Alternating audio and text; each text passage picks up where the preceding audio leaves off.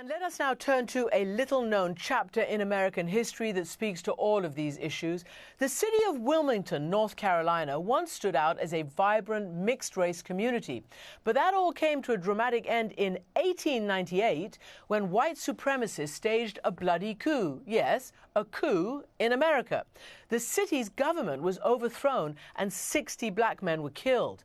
Pulitzer Prize-winning journalist David Zucchino chronicles it all in his new book, Wilmington's Lie.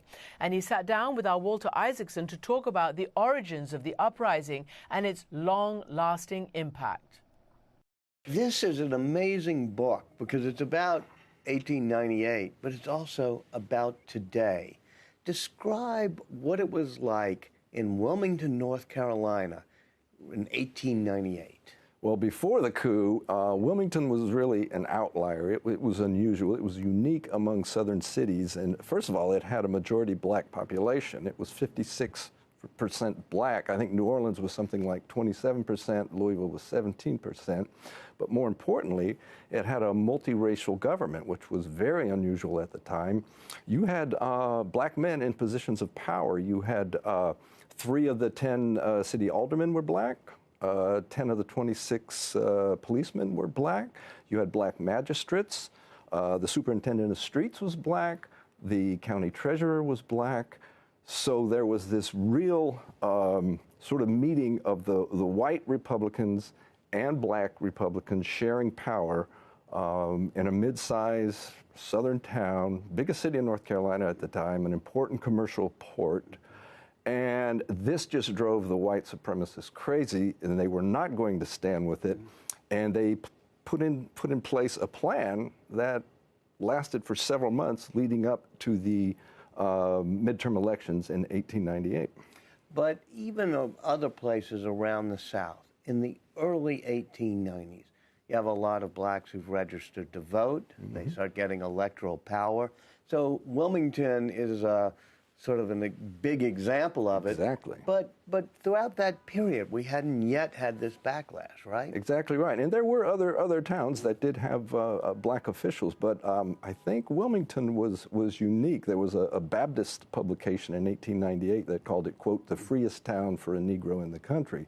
The other thing that was unusual about Wilmington was that residentially it was very mixed.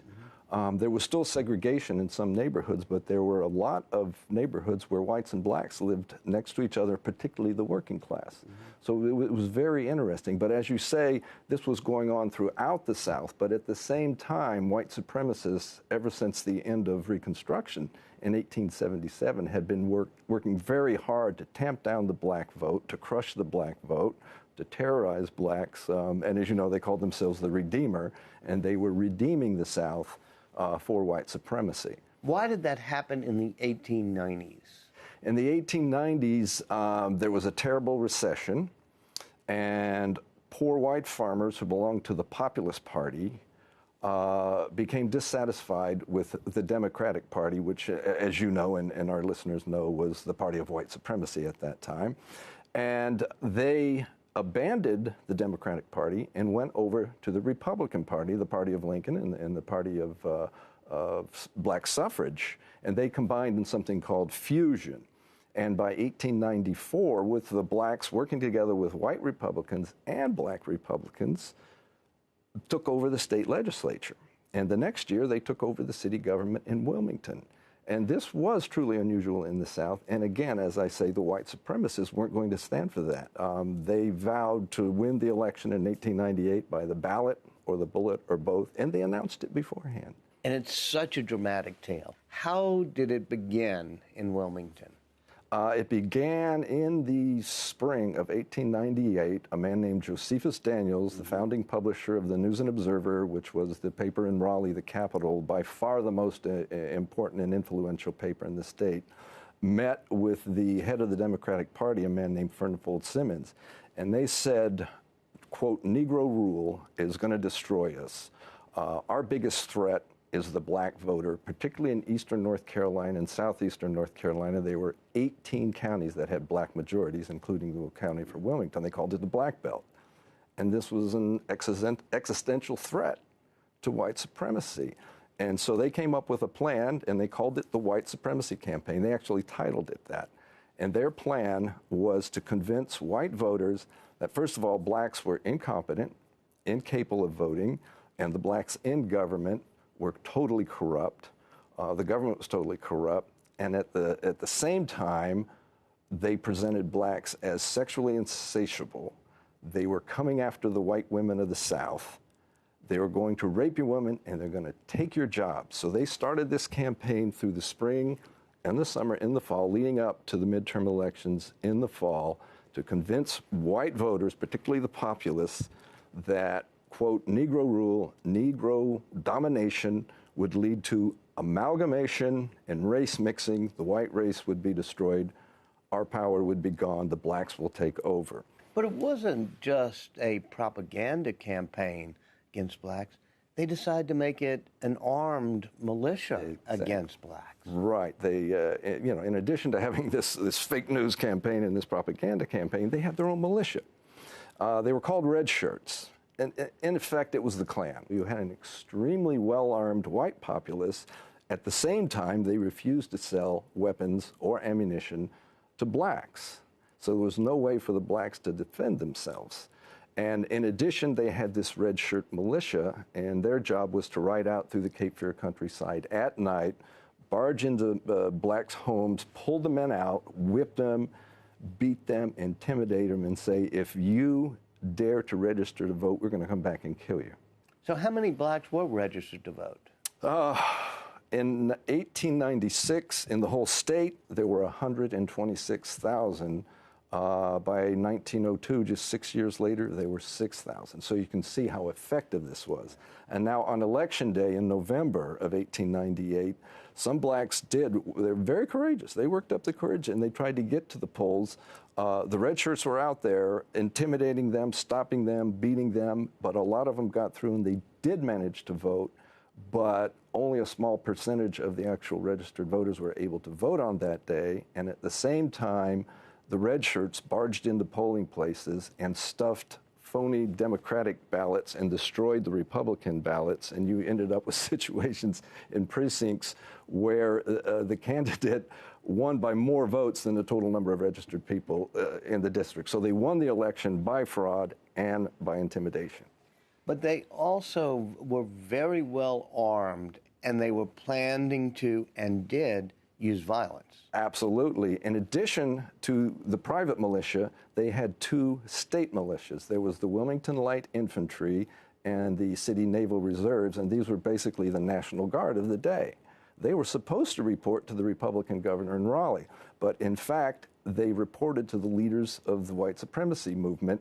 The colonel was a member of one of the secret committees of white supremacists who were planning the insurrection.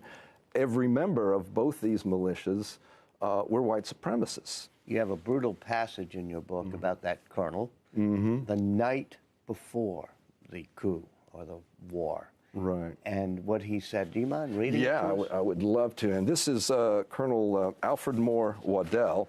He was a former Confederate officer. He was a former congressman.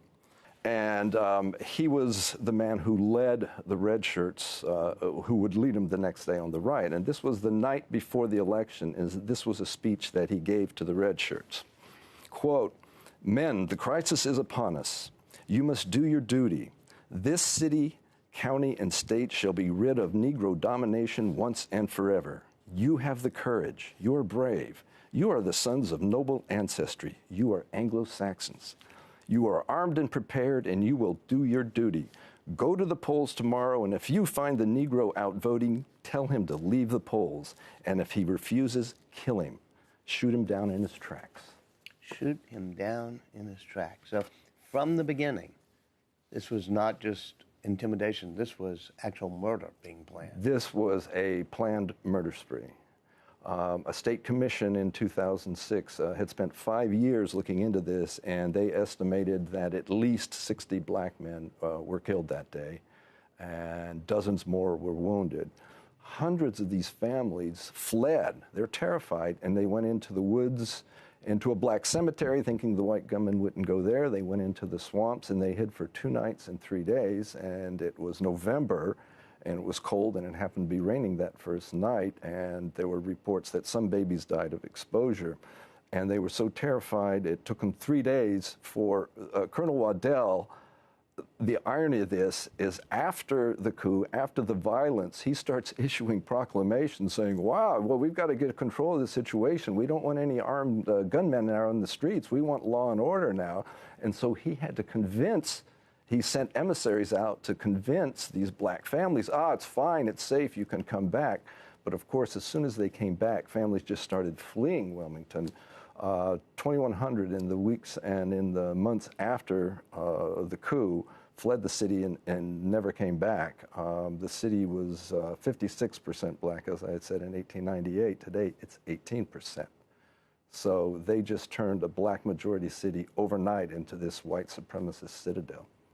President McKinley, Yes. he knew about this. Absolutely had been warned about it. There was a man named George Henry White, who was a congressman, a black man from North Carolina, was the only black congressman in the entire country.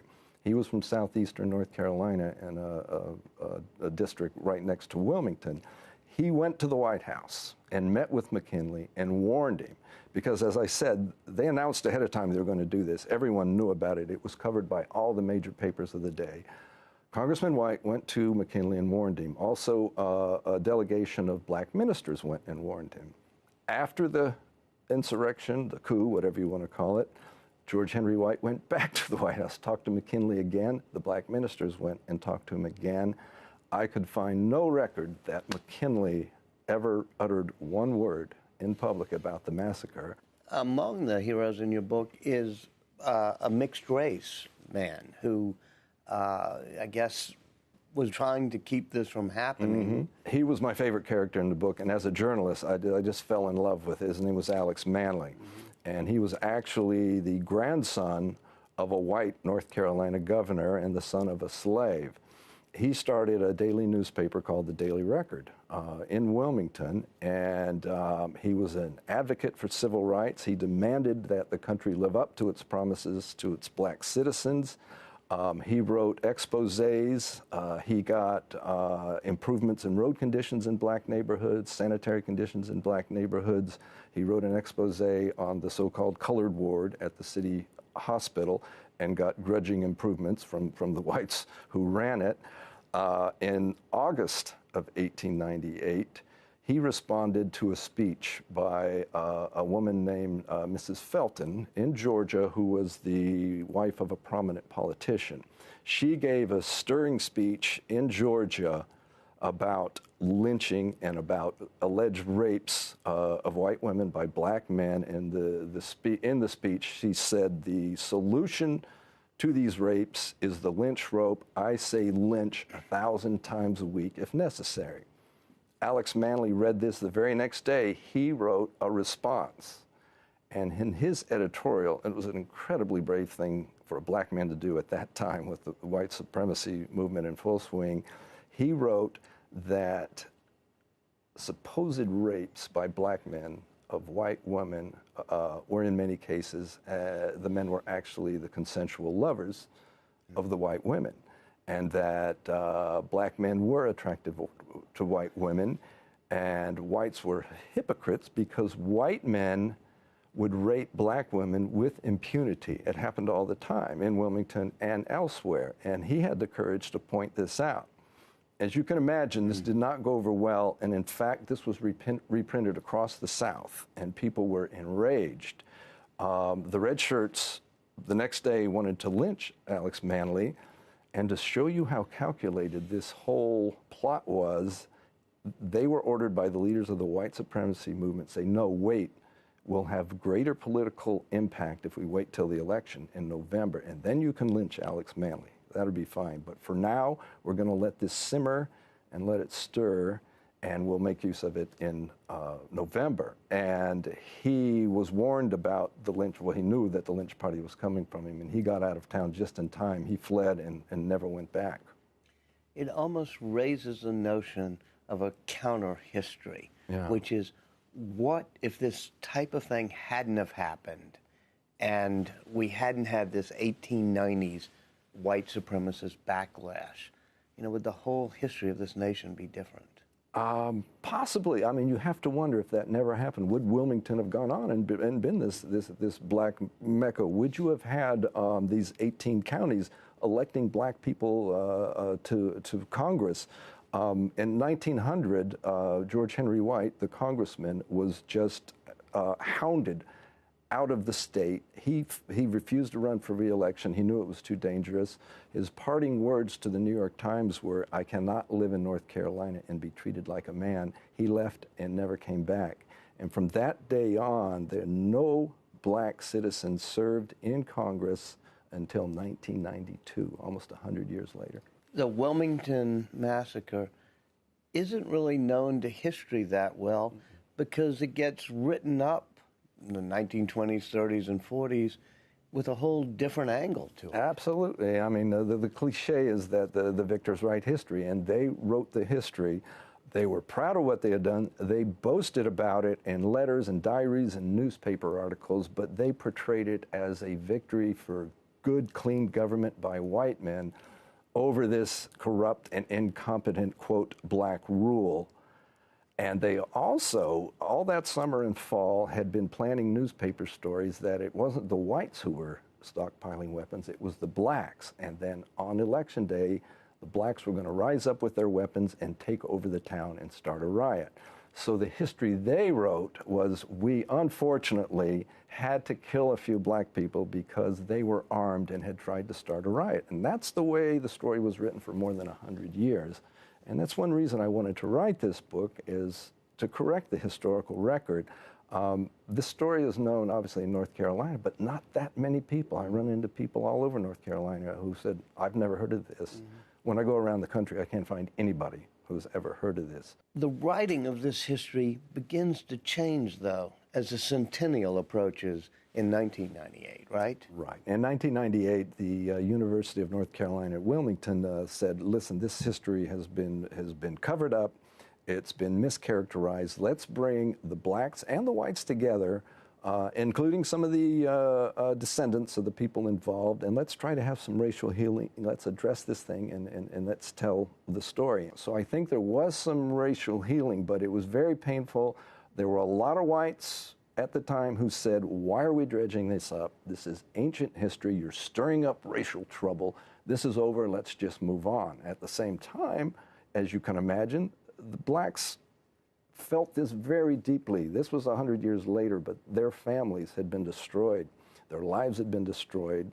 Their families were scattered across the country. The black middle class was destroyed. They felt this very deeply, and there were demands for reparations, and then there was a blowback from the whites who said, no, we'll never pay reparations. So it became a very emotional time, but I think in the end they did reach some reconciliation. David Zucchino, thank you for being with us. Thank you. Great to be with you, Walter.